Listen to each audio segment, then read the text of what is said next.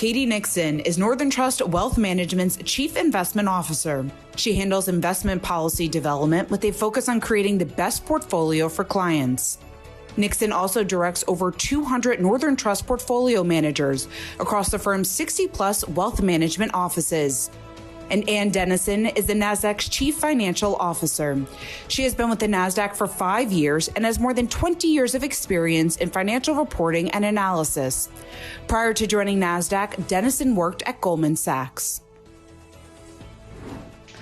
I'm Shauna Smith. I'm joined by Katie Nixon and Ann Dennison. Katie and Ann, it's great to see both of you. Katie, I will start with you because today's summit is all about the path forward. And when we think about the path forward, when it comes to investing, we're seeing more and more investors place a bigger emphasis on and also prioritize ESG. And I know that this is something that's very important to you and your colleagues at Northern Trust. Just talk to us about how you've seen interest in ESG evolve over the past few years and where we are today.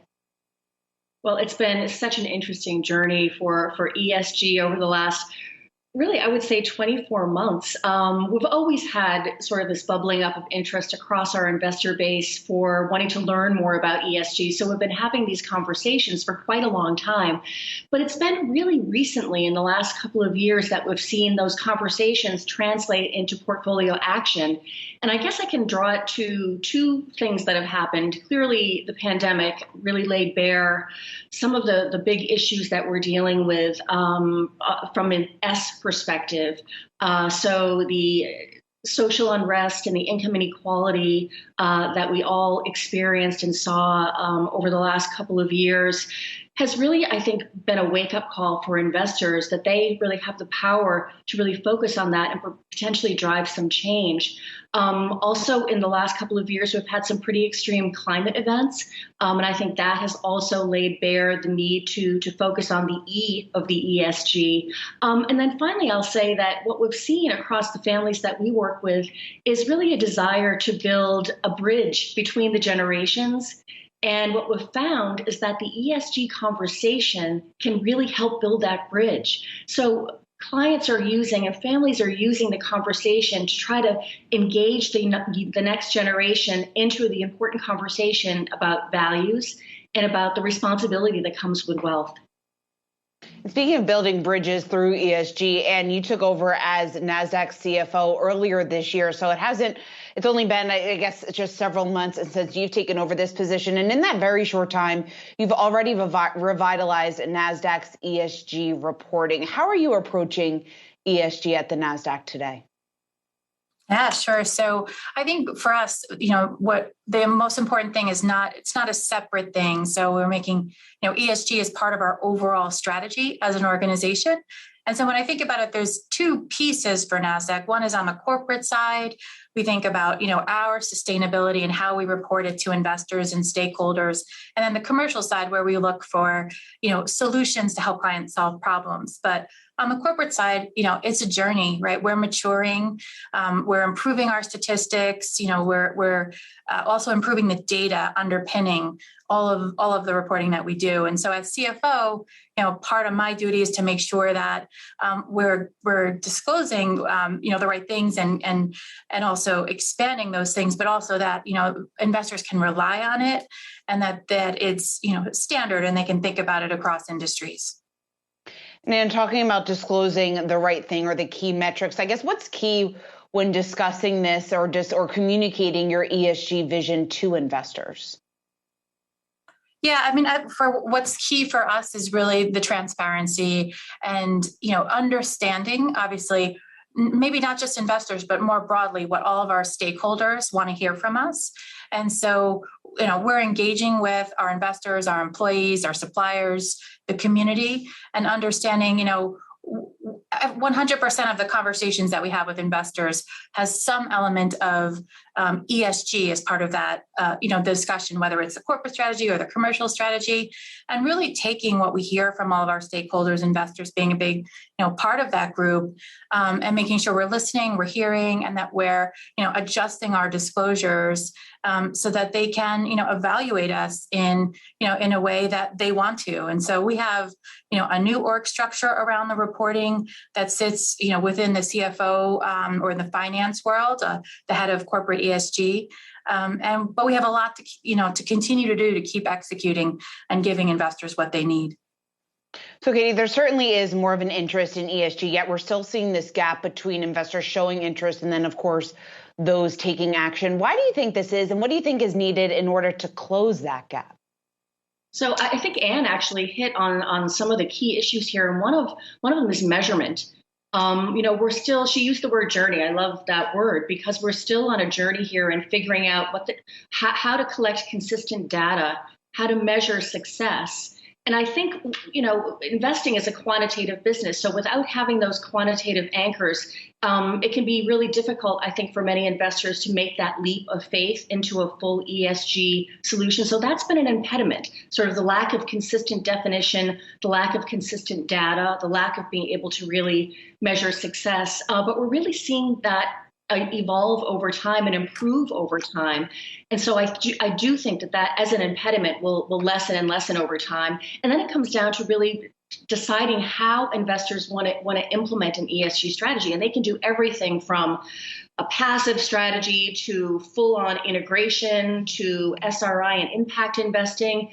So it's a more complicated conversation that requires a little bit more sort of self-discovery than a typical investment conversation has. And, that just takes time. So we do think with the improvement of data and the evolution of time, we'll see many more sort of words turn into action on the ESG front. And we're already seeing that today, Shauna. We're seeing a lot of investors really want to put their money where their mouth is on the public equity side, on the private equity side, really develop strong family mission statements, family value statements to really intentionally align their investments with their family values. And Katie just brought up measuring success and it points to some of the data points that you were just mentioning before. But I'm curious from your perspective, when you sit down with your colleagues or when you discuss your initiatives with other executives, how do you plan to measure that success? So for sure, we're thinking about this all the time, and how we're going to measure that is, setting. So what first step is disclosure, making sure that the data underpinning our disclosure is accurate and we have, strong support for it. But then as we look forward, thinking about where do we want to go and measuring ourselves along the way.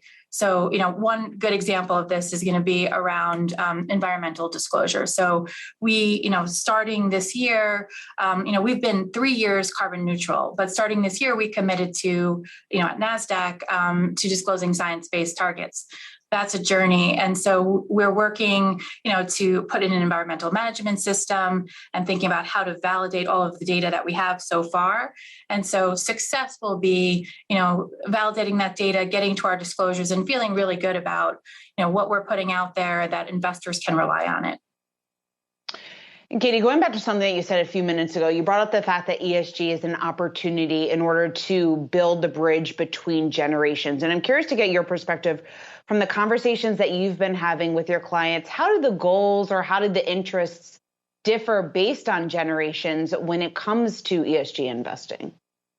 It's so interesting because I think the perception is that ESG is sort of a millennial thing or a younger person's thing. And we've actually seen a lot of interest in ESG across our Generation 1 and Generation 2 investors. So it's not just a Gen Z or a millennial thing. The way that they're thinking about it, though, might be a little bit different.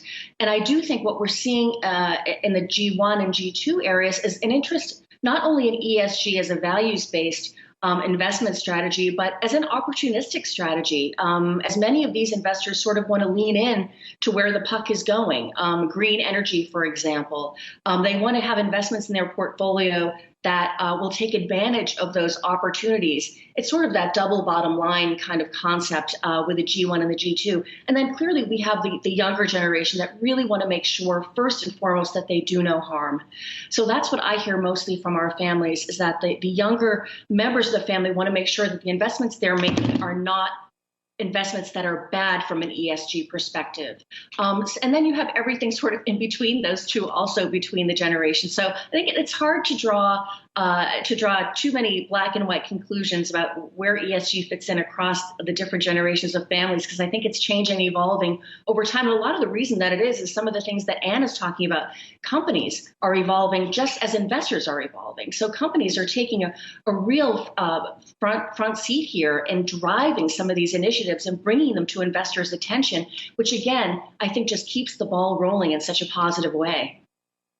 And as we take a step here and take a more broad approach to the market, we're right around record highs. I know the IPO market this year already setting new records. When we take a look at what we could expect heading into the end of the year, what's your sense of what we could potentially see over the coming months? Yeah, sure. I mean, we continue to see, a strong pipeline out there. And so, if the markets hold up, we'll, hopefully the activity holds up and, we continue to see, strong capital markets. And Katie, I'm going to throw a similar question to you. More specifically, what are you telling your clients, or how are you advising your clients to be positioned for the remaining months of the year?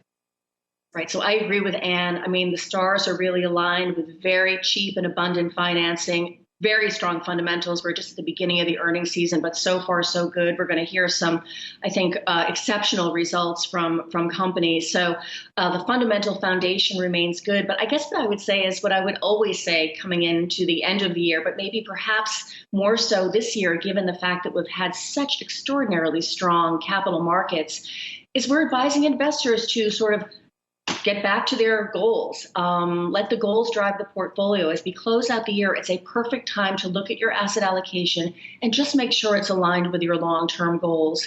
Make sure that you're not overweighted in equities right now. It's a perfect time to think about rebalancing given the strong returns that we've had. Make sure that you have enough cash and high-quality fixed income. A lot of investors right now are getting scared of bonds. They're afraid of rising interest rates. They're reading the front page of the paper and they're nervous about losing value in their bond portfolios. We say, don't fear bonds. Bonds still play a very important role in your portfolio. They provide diversification and liquidity. You need fixed income. So look at your goals, align your portfolios, reposition where you can and where you need to, given the strong returns we've had this year. And then we're constructive on the market. So do that, and then hope risk assets continue to excel. And Katie, real quick, because inflation's obviously a serious headwind, but then we, of course, have the issue when it comes to supply chain crisis, the bottlenecks that we're seeing play out, and of course, the ripple effects that's having throughout the market. How big of a risk do you see this posing to investors, at least in the short term?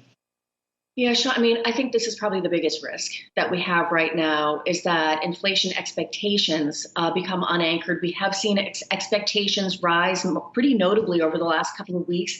They tend to be really tied towards gas prices, which is not surprising. That's sort of what we see on a regular basis. So our expectations tend to get tied to what we experience frequently. So we are seeing expectations come up. We are seeing the supply chain issues more prolonged than we had anticipated. We do think, though, that a year from now, it's hard to think about it this way, but a year from now, investors are not going to be worried about inflation. So we're not going to build an overly inflationary protected portfolio for clients right now, acknowledging that we do think this will pass. It's just going to take a little bit longer, but you're right to bring it up because it's probably the biggest risk in the market right now. Katie Nixon and Ann Dennison, thanks to you both for joining us today. Thanks. Thank you, Sean.